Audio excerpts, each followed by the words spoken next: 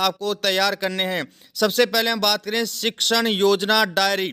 शिक्षण योजना डायरी क्या है, उसको कैसे भरा जाएगा, इसकी बात करेंगे।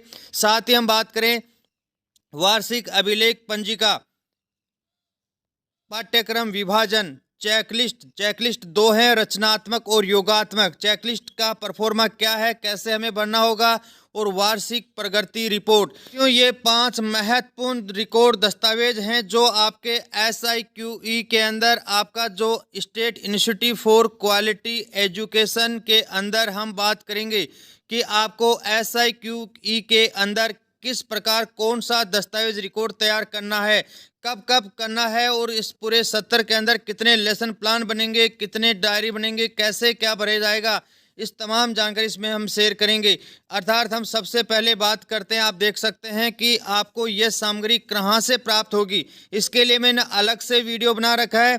इस वीडियो के डिस्कशन बॉक्स में आप नीचे जाएं और वहां पर आप लिंक मिल जाएगा जिसमें साला दर्पण से SIQ सामग्री की PDF कैसे डाउनलोड करें, आपके अध्यापक योजना डायरी का परफॉर्मा डाउनलोड करना है, चेकलिस्ट, वार्षिक आकलन अभिलेख पंजिका और समग्र प्रगति प्रतिवेदन जो होलिस्टिक रिपोर्ट कार्ड है, ये आपको आपकी साला दर्पण से ही डाउनलोड करना होगा, जिसका मैंने अलग से वीडियो बना रखा है। 6 दिन पहले ही मैंने वीडियो बनाया था और देख सकते हैं इसमें लगभग 1600 लोगों ने देख चुके हैं, और आप यहां पर इसको प्राप्त करके डाउनलोड कर लेना। इसका लिंक इस वीडियो के डिस्कशन बॉक्स में मिल जाएगा। अब आपके पास में सामग्री आ गई है, तो सामग्री कौन कौन सी आएगी, इसका परफॉर्मा देखें।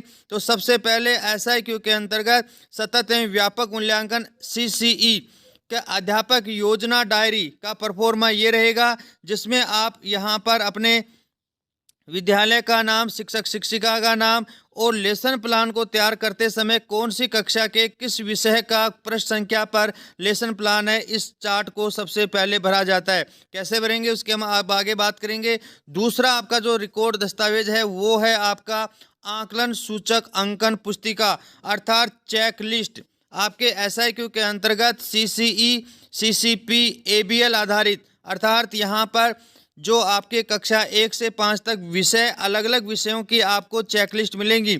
आपके 4 विषय हैं, चारों विषयों की अलग अलग आपको चेकलिस्ट मिलेंगी, और आप इस चेकलिस्ट को कैसे भरेंगे, इसका परफॉर्मा क्या रहेगा, आगे बात करते हैं। उसके बाद में आता है वार्षिक आकलन अभिलेख पंजिका। ये 50 बच्चों का एक परफॉर्मा होता है, 50 से ज़्यादा होता है तो दूसरा होता है। तो ये एक रिकॉर्ड होता है, इसका पेज कैसे होगा और कैसे हम पूरे वर्ष भर बच्चों के लिए वार्षिक आकलन अभिलेख पंजिका को रिकॉर्ड करते हैं। ये प्राथमिक कक्षाओं के लिए है, कक्षा 1 से 5 तक के लिए। इसमें स्कूल का नाम, डाइस, जिला, ब्लॉक और PO का नाम लिखने के बाद में आगे के पृष्ठ की बात हम आगे कर रहे हैं। उसके बाद में आता है आपका स्कूल शिक्षा विभाग राजस्थान सरकार के द्वारा इस वर्ष आपको इस प्रकार समग्र प्रगति प्रतिवेदन होलिस्टिक रिपोर्ट कार्ड दिया गया है। साथियों, होलिस्टिक रिपोर्ट कार्ड के यहाँ पर 2 पेज सामने और 2 पेज पीछे, 4 पेज हैं। चारों पेजों के लिए किस प्रकार कैसे इसको भरा जाएगा, इसके लिए मैंने अलग से वीडियो बना रखा है। आप मेरे चैनल के ऊपर ये सर्च कर सकते हैं कि समग्र प्रगति प्रतिवेदन, अर्थात किसी भी प्रकार का यदि शिक्षा विभाग का आपको वीडियो सर्च करना हो तो आप जैसे holistic card Mukesh Nitharwal YouTube पे लिखेंगे तो आपको होलिस्टिक कार्ड का ये वीडियो है वो आपको मिल जाएगा। ये मैंने अभी थोड़े दिन पहले बनाया था, 22,000 लोग इसको देख चुके हैं।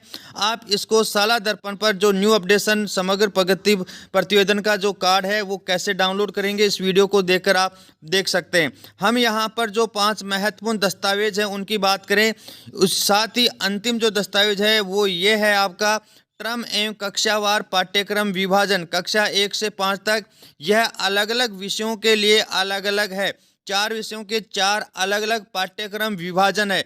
साथियों, SIQ के अंदर 70 2022-23 के अंदर पाठ्यक्रम विभाजन कौन से योगात्मक आकलन तक कितना आपको पाठ्यक्रम करना होगा, ये आपके शिवरा पंचांग के अंदर जारी कर दिया गया है। यदि आप नवीनतम शिवरा पंचांग देखें तो आप देख सकते हैं कक्षा 1 से 5 के लिए SIQ के अंतर्गत CCE के तहत 3 योगात्मक आकलन को आपको संपादित करना होगा। तो टर्म फर्स्ट के अंदर ऐसे फर्स्ट के अंदर आप देखेंगे कि पाठ्यक्रम में 45% योगात्मक आकलन कब होगा? सितंबर 2022 में, सितंबर के अंतिम सप्ताह में ऐसे फर्स्ट होगा योगात्मक आकलन फर्स्ट। और इसमें आपके पाठ्यक्रम विभाजन पुस्तिका के अंदर दिए गए पाठ्यक्रम का 45% आपको जुलाई, अगस्त और सितंबर माह में पाठ्यक्रम पूरा करवाना है और ऐसे फर्स्ट लेना है। उसके बाद में द्वितीय जो ऐसे सेकंड होगा उसके अंदर लगभग 40%, 45% के आगे का 40% आपको पाठ्यक्रम करवाना है। और इसका ऐसे सेकंड होगा वो आपको जनवरी 2023 के अंदर होगा। और जो ऐसे 3 होगा उसका पाठ्यक्रम 15% होगा और 15% और इसका ऐसे जो 3 होगा वह 5वीं कक्षा के बोर्ड परीक्षा से पूर्व लिया जाएगा। तो इस प्रकार साथियों आप पाठ्यक्रम विभाजन पुस्तिका में से ऐसे फर्स्ट के लिए 45%, ऐसे सेकंड के लिए 40% और ऐसे थर्ड के लिए 15% का पाठ्यक्रम निर्धारित किया गया है, जो आप पाठ्यक्रम विभाजन पुस्तिका जो आपके अलग अलग विषयवार दी गई है उसमें से आपको करना होगा। एक साथ किसी प्रकार का ऐसे नहीं कि अपने दिसंबर तक पूरी बुक करवा के हमने उसको सिलेबस को पूरा करवा दिया, ऐसा नहीं है। तो यहाँ पर मुख्य रूप से हमने 5 दस्तावेजों की बात की है।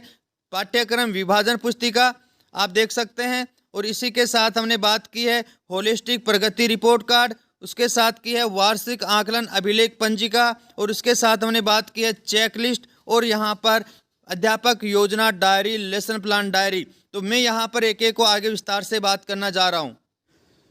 शिक्षक साथियों सबसे पहले मैं बात करता हूँ अध्यापक योजना डायरी। अध्यापक योजना डायरी कक्षा 1 से 5 तक हम शिक्षक साथियों को भरने होती है, जो प्रत्येक महीने में 2 लेसन प्लान बनते हैं 15-15 दिन से। तो 15-15 दिन से लेसन प्लान बनाने के लिए अध्यापक योजना डायरी होती है। उसका परफॉर्मा यदि हम आगे देखें तो अध्यापक योजना डायरी की प्रविष्टियों को भरने के लिए जो दिशा निर्देश दिए गए हैं उन दिशा निर्देशों को आप अच्छे से पढ़ लें। और विद्यार्थियों के साथ जो पहला पेज है वह विद्यार्थियों के रोल नंबर, यहाँ पर बच्चों के नाम लिखने हैं और साथ ही टर्म फर्स्ट की स्थिति के अनुसार समूह 1 और समूह 2 के जो बच्चे हैं उनको आप टर्म फर्स्ट के अंदर जो बेसलाइन करते हैं, बेसलाइन करने के बाद में यहाँ पर ऊपर विषय लिखेंगे, यहाँ पे कक्षा लिखेंगे। जैसे कक्षा 4 की बात करूँ और कक्षा 4 में विषय यदि हिंदी की बात करें तो बेसलाइन के अंदर समूह 1 उस कक्षा के स्तर के बच्चों को समूह 1 में रखते हैं और उस कक्षा के नीचे के स्तर के बच्चों को समूह 2 में रखते हैं। तो उनके यहाँ पर रोल नंबर लिख रहे हैं। जैसे 10 बच्चे हैं उनमें से यहाँ पर यदि 3 बच्चे समूह 1 में हैं, 1 नंबर, 3 नंबर और 7 नंबर, तो शेष बच्चों के रोल नंबर समूह 2 वाले कॉलम में लिखेंगे। जब हम ऐसे फर्स्ट ले लेंगे तो टर्म सेकंड ऐसे 2 के अंदर अलग स्थिति होगी तो उनके समूह 1 और समूह 2 के यहाँ लिखेंगे और ऐसे 3 के जो होंगे उसको हम यहाँ पर लिखेंगे। तो यह पहला पेज है, आपको इस प्रकार तैयार करना है। और उसके बाद में आता है आपका शिक्षक आकलन योजना लेसन प्लान। लेसन प्लान बनाने के लिए यदि हम बात करें तो एक भरा हुआ लेसन प्लान की जो PDF है वो मैं अलग से वीडियो बनाकर आपको पूरा अच्छे से समझाऊंगा। अभी हम रिकॉर्ड संधारण दस्तावेज के परिचय करवा रहे हैं। तो सबसे पहले यदि हम बात करें तो यहाँ पर आता है आपका टर्म। यहाँ पे ऐसे फर्स्ट की बात करें, टर्म फर्स्ट की बात करें तो यहाँ पे जुलाई, अगस्त और सितंबर में टर्म फर्स्ट आएगा। कक्षा जैसे हमने यहाँ पे 4 लिख दिया है, विषय जैसे हमने यहाँ पर हिंदी लिख दिया है और योजना का क्रमांक जैसे हमने 1 नंबर लिख दिया है। योजना के क्रमांक और दिनांक की यदि हम बात करें तो स्पष्ट रूप से क्लियर है कि आपके 1 महीने में 2 बनेंगे। जैसे जुलाई का पहला बनेगा तो यहाँ पर फिक्स है कि 1 जुलाई से लेकर 15 जुलाई तक आपको इसमें लिखेंगे तो वो पहला लेसन प्लान होगा उस महीने का। और 16 तारीख से लेकर यदि 30 तारीख या 31 तारीख तक लेते हैं वह उस महीने का दूसरा लेसन प्लान होता है।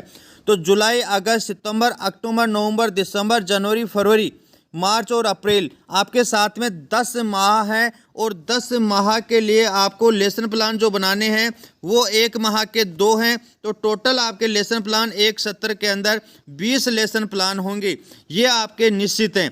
अब उनकी जो डेट है या छुट्टी आ जाए या कुछ भी होता है तो आपके डेट चेंज नहीं होंगी। उस महीने का 1 से लेकर 15 तक ही डेट आएंगी। और यदि 5 दिन का अवकाश आ गया तो 10 दिन में पढ़ाए जाने वाले योग्य विषय वस्तु को ही हम लिखेंगे। यदि यहाँ पे 3 ही कार्य दिवस आ रहे हैं तो 3 दिन में पढ़ाने जाने वाले योग्य जो बिंदु हैं उन्हीं का लेसन प्लान बनाएंगे। लेकिन डेट आपकी 1 से 15 और 16 से 30 तक की होगी, ये बात आप क्लियर कर लें। अब हम बात करते हैं आपके लेसन प्लान कितने बनेंगे पूरे साल के अंदर। 15 20 लेसन प्लान बनेंगे 10 माह के 20। उसके बाद में आता है आपके पाठ, अवधारणा, थीम और घटक। इसके लिए आपको करना होगा कि जैसे आपके पर्यावरण के अंदर यातायात थीम का कोई चैप्टर ले रहे हैं तो यहाँ पर हम यातायात थीम लिखेंगे। दिनांक की मैंने बात कर ली, और साथ में पाठ कौन सा है, जैसे पाठ 4 है तो पाठ का 4 नंबर यातायात थीम। उसके बाद में संपूर्ण कक्षा के लिए सीखने के प्रतिफल के आधार पर शिक्षण अधिगम उद्देश्य, उस पाठ के लिए जो उद्देश्य निर्धारित किए गए हैं उनमें से ज़्यादा सारे नहीं लिखने, 1, 2 और 3 या 4 उद्देश्य आप इसके अंदर लिख दें। जो बड़े बड़े जो उद्देश्य हैं, जो लर्निंग आउटकम्स हैं, जो हम प्राप्त करना चाहते हैं, वो उद्देश्य हमें यहाँ पर लिखना होगा। उसके बाद में हम नीचे चलते हैं तो आप देखेंगे कि यहाँ पर आप संपूर्ण कक्षा के लिए उद्देश्य प्राप्ति हेतु प्रस्तावित गतिविधियाँ, तो यहाँ पर आपको जिस प्रकार उस चैप्टर को पढ़ाएंगे वहाँ पर आपको जो गतिविधि काम में ले रहे हैं, जो मेथड काम में ले रहे हैं, उसको आपको लेसन प्लान के अंदर आपको यहाँ पर लिखना होगा। कैसे लिखेंगे, यहाँ पर हम 3 प्रकार से कर सकते हैं। व्यक्तिगत रूप से भी किसी प्रकार का लेसन प्लान बना सकते हैं, उप समूह के लेसन प्लान बना सकते हैं, और सामूहिक लेसन प्लान बना सकते हैं। वो आपके मैटर पर निर्भर करेगा, आपके पढ़ाने के स्किल पर निर्भर करेगा, आपके भौगोलिक परिस्थिति के अनुसार जैसा आपके पास TLM है उसके आधार पर आपको ये गतिविधि यहाँ पर लिखनी होगी।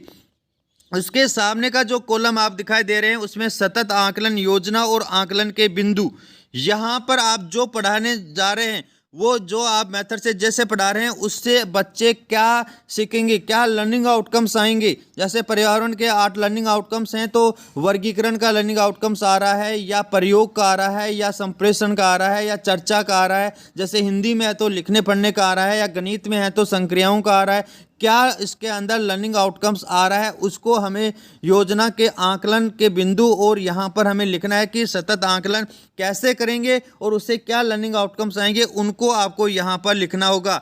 साथ ही आप देखें कि आपके लेसन प्लान की 15 दिन में 2 बार समीक्षा होगी।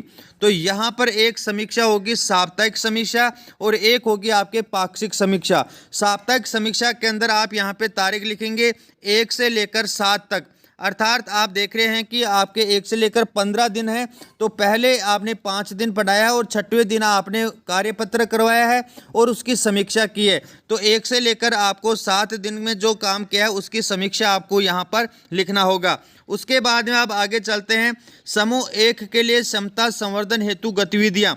साथियों, आपकी कक्षा में 2 प्रकार के समूह हैं, समूह 1 और समूह 2। समूह 1 की यदि हम बात करें तो वह उस कक्षा स्तर के ही होते हैं, इसलिए कक्षा स्तर के बच्चों के लिए आपने क्षमता संवर्धन करने के लिए अतिरिक्त क्या कार्य, क्या योजना है वो आपको यहाँ लिखनी है। और समूह 2 के लिए यदि आप जो बिहाइंड ग्रेड के हैं उनके लिए एक्स्ट्रा क्या कर रहे हैं, उद्देश्य प्राप्ति के लिए आप कौन सी गतिविधियाँ कर रहे हैं, उनको आपको यहाँ पे लिखना होगा। और यह आपका आ गया है पाक्षिक समीक्षा। पाक्षिक समीक्षा के अंदर आपको 7वें दिन से लेकर 14 दिन तक या 15 दिन तक जो काम करेंगे, कैसे हमने किसी बच्चे का जो रह गया है उसको हमने कैसे करवाया है, कोई लर्निंग आउटकम्स यदि एक्स्ट्रा काम करवाने के लिए हमने क्या मेथड करवाया है, या कोई 2 बच्चे अब्सेंट रह गए हैं तो उनको आगे क्या प्लान करेंगे। हो सकता है शिक्षक किसी प्रशिक्षणों में चले गए हैं तो 15 दिन के अंदर आपने 5 दिन कक्षा में गए, तो वो सारी चीज़ें आप समीक्षा में लिखेंगे, जिससे कि उस समीक्षा के बिंदुओं के आधार पर आगामी पाक्षिक योजना है उसको आप तैयार करें। ये इतना करने के बाद में साथियों आप जैसे नीचे जाएंगे तो आपके पास में यहाँ पर आप देखेंगे कि संस्था प्रदान के अभिमत का कॉलम दिया गया है। प्रत्येक लेसन प्लान को तैयार करने के बाद में आपको यहाँ पे शिक्षक के साइन होंगे, और यहाँ पर शिक्षक के साइन के साथ में संस्था प्रधान साइन करेंगे, और यहाँ पर अपनी टिप्पणी भी दर्ज करेंगे। टिप्पणी दर्ज करने का यह है कि आप लेसन प्लान तैयार करके, जैसे कल 1 तारीख है तो उससे पहले ही लेसन प्लान तैयार हो जाएगा, संस्था प्रधान के टेबल पे जाएगा, संस्था प्रधान लेसन प्लान को देखेंगे, उसके बाद में उसमें टिप्पणी देंगे कि यह टिप्पणी कैसे देंगे।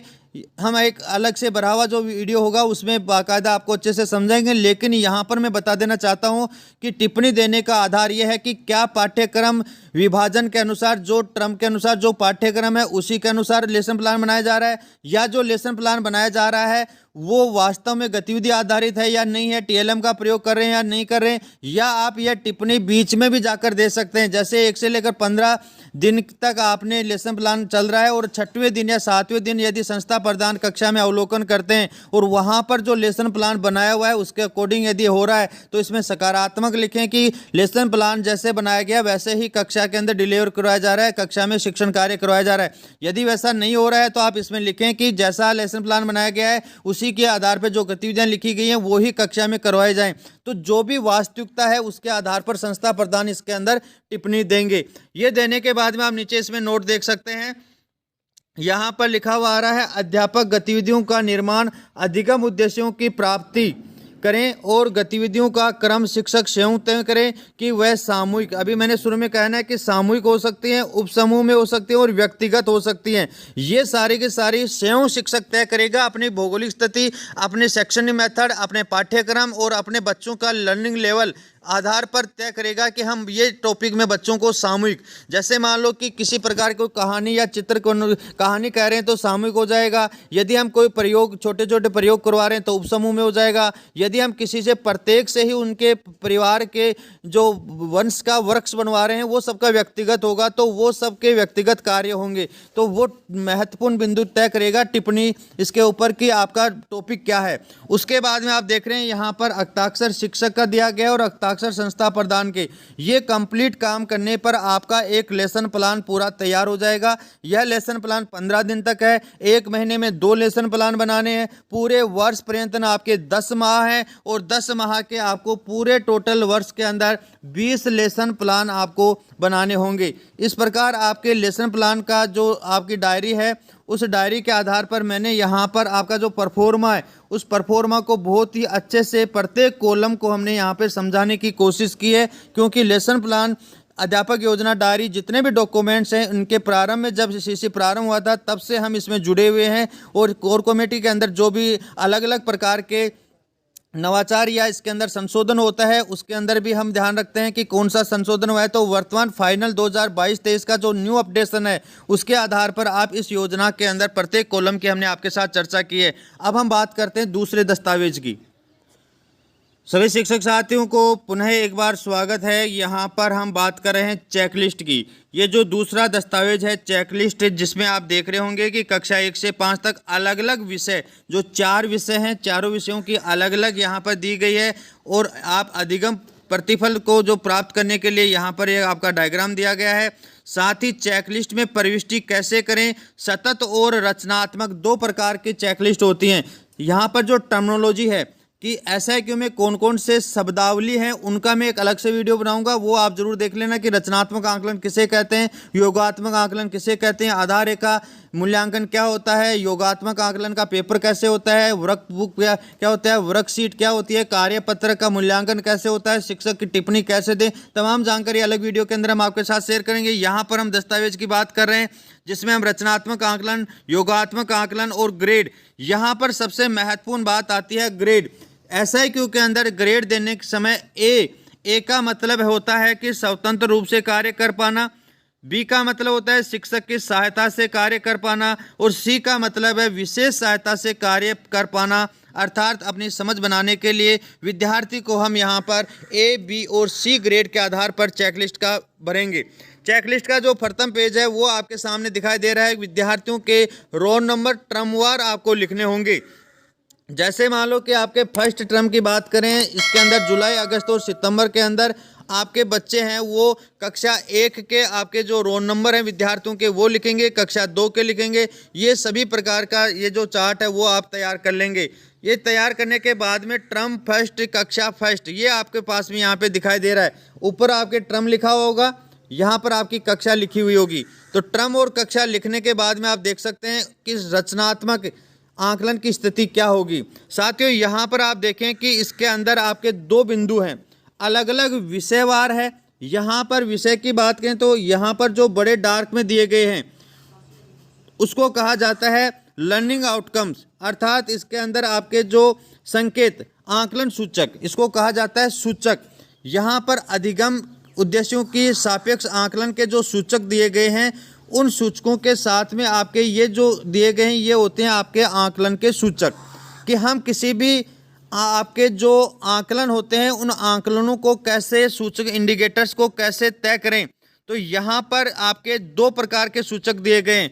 ऊपर जो डार्क में मोटे दिए गए हैं, जैसे अवलोकन और दर्ज करना, ये तो हो गया आपका मुख्य सूचक। और इस सूचक की हम बच्चों के साथ में कैसे आकलन करें, वो होते हैं आपके उप सूचक। तो 1 2 3 अवलोकन और दर्ज करने के सूचक को उप सूचक आपके परिवार के सदस्यों के मध्य आपसी संबंधों की पहचान कर लेना, स्वच्छ और गंदे कपड़ों को तथा पानी आदि में अंतर कर पाना, ये तो हैं आपके उपसूचक। और ये आपके हैं मेन सूचक, जो संप्रेषण, अभिव्यक्ति, वर्गीकरण करना, व्याख्या विश्लेषण करना, प्रश्न करना, ये प्रत्येक विषय के निश्चित हैं, जो कक्षा 1 से लेकर 5 तक वो ही रहेंगे, उस सब्जेक्ट के अलग नहीं होंगे। जैसे ये पर्यावरण के हैं, कक्षा 1 में भी सूचक ये रहेंगे, कक्षा 2 में भी सूचक ये रहेंगे, कक्षा 3 में भी सूचक ये रहेंगे, लेकिन इनका जो स्तर है वो बढ़ जाएगा।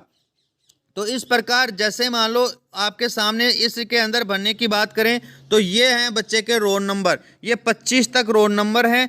इन उपसूचकों के आधार पर ये रोल नंबर 1 का बच्चा इस पहले वाले उपसूचक के अंदर ए ग्रेड में है तो हम यहाँ पर ए ग्रेड लिखेंगे, बी में है तो बी ग्रेड लिखेंगे और सी में है तो सी ग्रेड लिखेंगे। तो इन छोटे कॉलमों के अंदर आपको रोल नंबर के सामने बच्चे की ग्रेडिंग देनी है।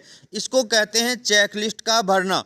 तो चेकलिस्ट को, भरी हुई चेकलिस्ट कैसे होती है उसको एक अलग से आपको वीडियो मिल जाएगा। मैंने यहाँ पर इसके पेज को समझाने की कोशिश की है कि आपके उद्देश्य जो आकलन सूचक हैं उनके आधार पर आपको सूचक और उपसूचक से रोल नंबर वार बच्चे को यहाँ पर ए बी सी ग्रेड देनी है। ए का मतलब है कि बच्चा स्वयं काम कर ले, बी का मतलब है कि बच्चा शिक्षक की या अभिभावक की सहायता से काम करे, और सी का मतलब है कि बिना किसी सहायता के बच्चा काम नहीं कर पाता है। जैसे पर्यावरण के आपके पास में अवलोकन और दर्ज करना, संप्रेषण करना, वर्गीकरण करना और आपके व्याख्या विश्लेषण करना, प्रश्न करना, प्रयोग करना और न्याय में समता के प्रति सरोकार, इस प्रकार मिलाकर कुल आपके जितने भी 7-8 आपके जो आपके आकलन सूचक हैं उनके आधार पर चेकलिस्ट भर के आपको ग्रेड करनी है। यह चेकलिस्ट आपको महीने के अंत में आपको भरना होगा। तो महीने के अंत में आप जैसे टर्म वार भरी जाएगी, तो यहाँ पर जैसे कक्षा टर्म फर्स्ट में कक्षा 1 की हमने एक बार भर ली, फिर दूसरा जो टर्म आएगा उस टर्म के अंदर हम आपको यहाँ पर दूसरे टर्म में कक्षा 1 की भरी जाएगी, और आपके जो तीसरा टर्म आएगा, जैसे यहाँ पर तीसरा टर्म आ गया, तो वर्ष के अंदर एक कक्षा की चेकलिस्ट हमने 3 बार भरी है। टर्म का मतलब होता है ऐसे 1 फर्स्ट टर्म है, ऐसे सेकंड टर्म है और ऐसे थर्ड जो है थर्ड टर्म है। तो एक यहाँ पर 3 टर्म के अंदर हमने 3 चेकलिस्ट एक कक्षा की भर ली है। और उसके बाद में यहाँ पर योगात्मक आकलन का टर्मवार आपको यहाँ पर आपको और बनना पड़ेगा। जो आपके यहाँ पर योगात्मक आकलन हो जाएगा उसके बाद में आपको ये आपको भरना पड़ेगा टर्म फर्स्ट और थर्ड, टर्म फर्स्ट और थर्ड। ये योगात्मक आकलन आपके वर्गीकरण के अंदर यहाँ पर जो दिया गया है पहला टर्म और तीसरे टर्म, कुछ ऐसे उपसूचक होते हैं जिनको हम प्रत्येक टर्म के बाद नहीं बढ़ते हैं, 2 टर्मों के बाद बढ़ते हैं। तो पहला टर्म और तीसरे टर्म के अंदर इसको भरा जा रहा है। इसी के साथ में आप देख सकते हैं यहाँ पर वर्गीकरण का पहला और तीसरे में भरा जा रहा है। ये कक्षावार आप इसके अंदर नोट दिया गया है, उसको भी आप इसको अच्छे से देख लें। अब आपको देखो कक्षा 2 आ गया है, कक्षा 2 का जो है वो पहला टर्म आ गया है। इसी प्रकार कक्षा आपके जो आकलन सूचक वो सेम ही रहेंगे। इसी प्रकार आप देखेंगे यहाँ पर दूसरा टर्म कक्षा 2 का आ गया है, तीसरा टर्म कक्षा 2 का आ गया है, और उसके कुछ जो टर्मवार योगात्मक आकलन पहला और तीसरे के बढ़ने वाले जो आपके अधिगम क्षेत्रों के सापेक्ष जो सूचक है उनका अलग से यहाँ पर भरवाया जा रहा है। तो चेकलिस्ट को भरने के लिए अलग से एक वीडियो और आपको मिल जाएगा, जिसको भरी हुई चेकलिस्ट और अन्य जो इनमें समता संवर्धन वाली जो चेकलिस्ट है वो कैसे भरी जाती है, ये वीडियो लंबा हो जाएगा, इसलिए मैं इसको यहाँ पर चेकलिस्ट को आपको समझा दिया है। अब हम यहाँ पर दूसरे दस्तावेज की बात करते हैं। साथियों इसी प्रकार हम तीसरे दस्तावेज की बात करें, उसका मतलब यह है आपका वार्षिक आकलन अभिलेख पंजिका। यह आपको देख रहे होंगे कि इसके अंदर प्राथमिक कक्षाओं के लिए आपके स्कूल की सामान्य जानकारी और उसके जानकारी के बाद में भरने के लिए आपका जो सामान्य दिशा निर्देश हैं वो दिए गए हैं, उनको आप अच्छे से पढ़ सकते हैं। इसके पढ़ने के बाद में आप देखेंगे कि वार्षिक आकलन अभिलेख पंजिका के लिए आपका जो रिकॉर्ड है उसको कैसे भरेंगे। तो यहाँ पर आपके विद्यार्थियों के एसआर नंबर, विद्यार्थी का नाम, माता पिता संरक्षक का नाम, लिंग, कक्षा और जन्मतिथि। ये भरने के बाद में आप देखेंगे कि इसके अंदर सभी कक्षा 1 से लेकर 5 तक का विवरण रहेगा। सभी बच्चों के विवरण भरने के बाद में ये जो पहला पेज है, सतत और व्यापक आकलन अभिलेख के अंदर विद्यार्थी का क्रमांक, एसआर क्रमांक, कक्षा के रोल नंबर आएंगे, विद्यार्थी का नाम आएगा, नामांकित कक्षा आएगी, आधार रेखा, पदस्थापन मूल्यांकन से प्राप्त कक्षा। यहाँ पर हिंदी के अंदर वह समूह 1 में है या 2 में है, गणित में समूह 1 में है या 2 में, अंग्रेजी में समूह 1 में है या 2 में। यहाँ पर आप देख रहे होंगे कि केवल 3 विषयों के अंदर ये आधार रेखा मूल्यांकन करवाया जा रहा है। तो पदस्थापन और आधार रेखा मूल्यांकन क्या होता है उसके हम शब्दावली वाले अलग वीडियो में बात करेंगे। लेकिन आप यहाँ पे देखें, पर्यावरण का आधार रेखा मूल्यांकन नहीं होता है, इसलिए यहाँ पर 3 विषयों के अंदर ही हम उस बच्चे के समूह रखेंगे कि वो बेस लाइन में जब जुलाई में स्कूल में आया था तो बच्चे का स्तर कक्षा के स्तर का था या नीचे का, वो आपको यहाँ पे लिखना होगा। और उसके बाद में आप देखेंगे कि व्यक्तिगत गुण और अभिवर्तियाँ, इसके लिए ऐसे 1 और ऐसे 3 के अंदर ही इसका आकलन किया जाता है। तो उसके ऊपर आपको टिक करना होगा कि इस प्रकार कैसा है। तो इसके अंदर यहाँ पर आप देखेंगे कि श्रेष्ठ के लिए आपको 1 देना है। इनके कॉलमों के अंदर आपको 1, 2 कोड ही भरने। 1 नंबर आपको श्रेष्ठ के लिए, औसत हेतु 2 नंबर और संतोषजनक भरने के लिए 3। और ये कैसे अपन को पता चलेंगे कि ये औसत है या श्रेष्ठ, इसके लिए यहाँ पर ये सूचक दिए गए, इन सूचकों के आधार पर हमें तय करना होगा। समय की पाबंदी के अंदर भी आपको 1, 2 नंबर देने पड़ेंगे। स्वास्थ्य और शारीरिक, ये जो आपके इसमें क्रमांक ही देने पड़ेंगे। कला शिक्षा का है, चित्रकारी का है, नाट्य और नृत्य का है, संलग्नता है, और साथ ही फिर आ जाता है आपके सब्जेक्ट। आपके चारों सब्जेक्टों के अंदर भी इनको इस प्रकार दिया जाएगा कि हिंदी अधिगम क्षेत्र, जो हिंदी के अभी लर्निंग इंडिकेटर्स थे उनके अंदर कक्षा का स्तर ऐसे 1 में क्या था और कौन सी ग्रेड इसके अंदर दी गई है। कक्षा के स्तर के अंदर वो जो भी आपका शुरू में हमने बताया कि 1 समूह में है या 2 समूह में, वो तो आपको यहाँ लिखना होगा। और यहाँ पर ग्रेड देनी पड़ेगी कि यहाँ पर ए ग्रेड में है या बी ग्रेड में। तो इस प्रकार ए, बी, सी ग्रेड आपको इसके अंदर देना होगा। इसी प्रकार आप गणित विषय के लिए लेंगे, इंग्लिश विषय के लिए लेंगे और पर्यावरण विषय के लिए। अभी आपने पर्यावरण की जो चेकलिस्ट देखी थी उसमें आपने देखे थे कि ये सारे के सारे इंडिकेटर्स थे। उन इंडिकेटर्स में जो हमने वहाँ पे भरे थे उनका औसत स्तर यहाँ पर आएगा कि वहाँ पर तो हमने एक के अंदर उपसूचक और थे, उपसूचकों का भरा था और यहाँ पे सूचक का भर रहे हैं। तो ऐसे फर्स्ट के अंदर जो हमने सितंबर में लिया है उसमें कुल मिलाकर यहाँ पर इनकी ग्रेड क्या है। ऐसे 2 जो जनवरी के अंत में लिया जाएगा और ये वर्ष के अंत में लिया जाएगा, तो इनकी ग्रेड क्या है। तो ये आपका वार्षिक अभिलेख पंजिका रिकॉर्ड पूरे वर्ष पर्यंत 3 बार भरा जाएगा। सामान्य जो जानकारियां हैं वो तो 2 बार भरी जाएंगी, ऐसे 1 और ऐसे 3 के अंदर आप यहाँ पे देखेंगे ऐसे 1 और ऐसे 3 में भरी जाएंगी। और नीचे के जो विषयगत आपकी हैं वो साल में 3 बार भरी जाएंगी। वार्षिक अभिलेख पंजिका का एक विद्यार्थी का 1 पेज होगा, प्रत्येक विद्यार्थी के लिए 1 पेज होगा और इस पेज के आधार पर हम आगे जो होलिस्टिक कार्ड है उसको भरेंगे। इसके बाद में विद्यार्थी की लंबाई है, वजन है, इस कार्य की उपस्थिति है, नियमित है कि नहीं है, और इसके बाद में समग्र जो टिप्पणी है, यहाँ पर समग्र टिप्पणी आपको देनी होगी। तृतीय टर्म के बाद विद्यार्थी और अभिभावक की टिप्पणी यहाँ दर्ज करें और यहाँ पर हस्ताक्षर अभिभावक के यहाँ पे साइन करवाने होंगे। शिक्षक समेकित टिप्पणी यहाँ पे देंगे, यहाँ पर अभिभावक टिप्पणी देंगे और यहाँ पर शिक्षक टिप्पणी देंगे। और इसके बाद में आगामी नामांकित कक्षा, यहाँ पर 2 अलग अलग बिंदु दिए गए हैं। एक होता है आगामी नामांकित कक्षा और एक होती है प्रस्तावित कक्षा। नामांकित कक्षा वो होती है जो कक्षा 4 का बच्चा है तो आगामी नामांकित कक्षा 5 होगी। और प्रस्तावित कक्षा ये है कि यदि वह वर्ष के अंत में समूह 1 में रहता है तो आगामी प्रस्तावित कक्षा आगामी कक्षा 5 ही हो जाएगी। लेकिन यदि चौथी कक्षा के अंत में वह समूह 2 में रहता है तो उसकी जो प्रस्तावित कक्षा है वो आगामी 4 ही रहेगी। यदि समूह कक्षा 4 के अंदर 2 में रहता है तो आगामी जो प्रस्तावित कक्षा है वो 4 ही होगी। और यदि वह समूह 1 में रहता है तो आगामी प्रस्तावित कक्षा 5 हो जाएगी।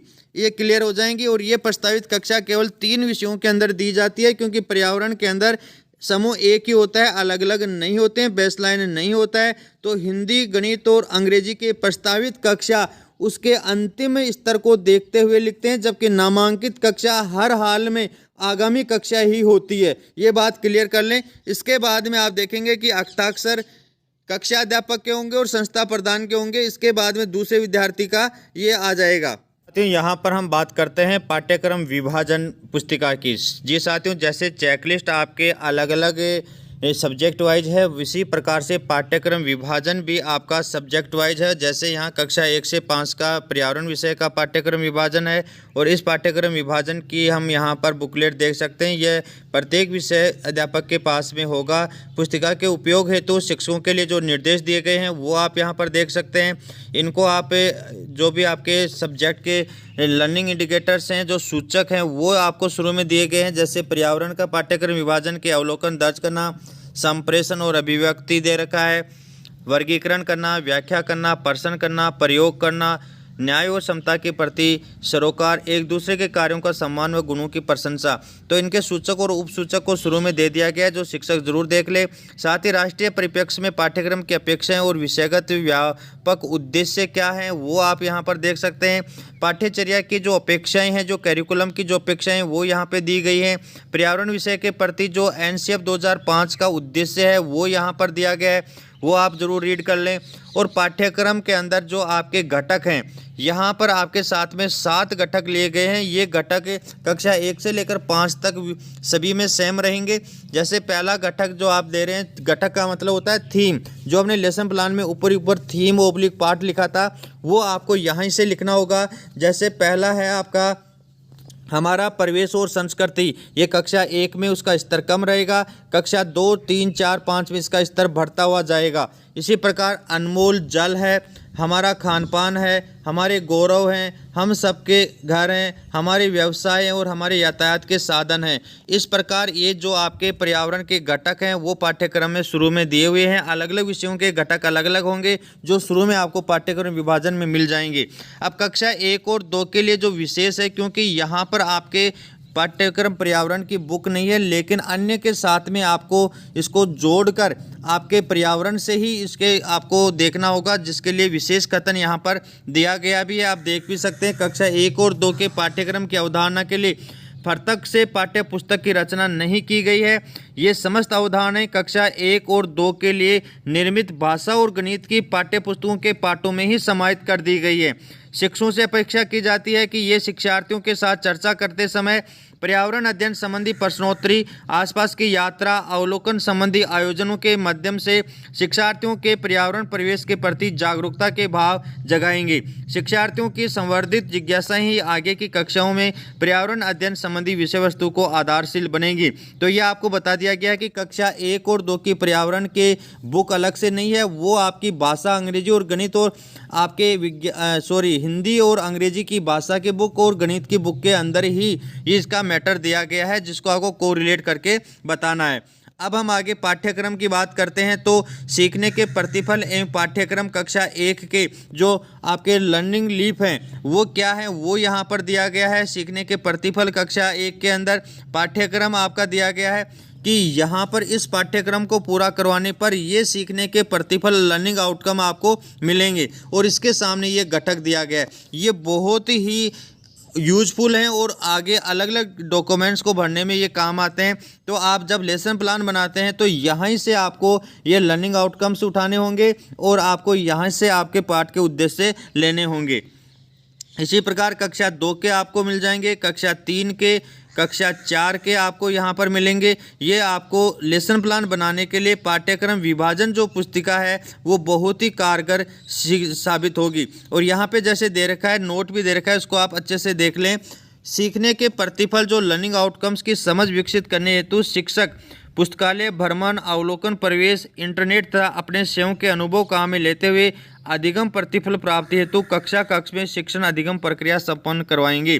अर्थात जो इसमें दिया गया है उसके अलावा भी आप लर्निंग आउटकम्स को देख सकते हैं। इसी प्रकार कक्षा 4 और 5 का पाठ्यक्रम, सीखने के प्रतिफल और उसके पाठ के क्रमांक भी दे रखे हैं, ये आपको यहाँ पर दिया गया मिल जाएगा। तो अपने पाठ्यक्रम को शुरू ऐसे फर्स्ट जब आता है तो उस समय आप अपने पाठ्यक्रम को 45% का आप अनुमान लगाकर इसको निकाल लें और ऐसे फर्स्ट के अंदर दिया गया शुरू का जो 45% है उसको आधार पर आपको करवाना है। ऐसे सेकंड के आपको 40% पाठ्यक्रम विभाजन का आपको इसमें से निकालना है और ऐसे सेकंड का पाठ्यक्रम आपको करवाना है। इसी प्रकार शेष रहे 15% को आपको इसमें से देखते हुए ऐसे थर्ड है उसको आपको करवाना होगा। तो पाठ्यक्रम विभाजन प्रत्येक विषयाध्यापक के लिए अलग से है। कैसे डाउनलोड करेंगे आपको मैंने शुरू के अंदर बता दिया है, वहाँ से आप डाउनलोड कर लें। और ये इस प्रकार 5 महत्वपूर्ण जो आपके डॉक्यूमेंट्स हैं जिनकी हमने इसमें चर्चा की है। वीडियो को अंत तक देखने के लिए बहुत बहुत धन्यवाद। अभी तक हमारे चैनल को सब्सक्राइब नहीं किया है और आप कक्षा 1 से 5 तक पढ़ाने वाले शिक्षक हैं तो आप जरूर चैनल को सब्सक्राइब करके ऑल नोटिफिकेशन को ओके कर लें, जिससे कि SIQ, ब्रिज कोर्स, रेमेडिएशन या अन्य विभिन्न प्रकार के जितने भी आपके नए प्रोग्राम है राजस्थान शिक्षा के बढ़ते कदम और आपके जो रेमेडिएशन जो प्रोग्राम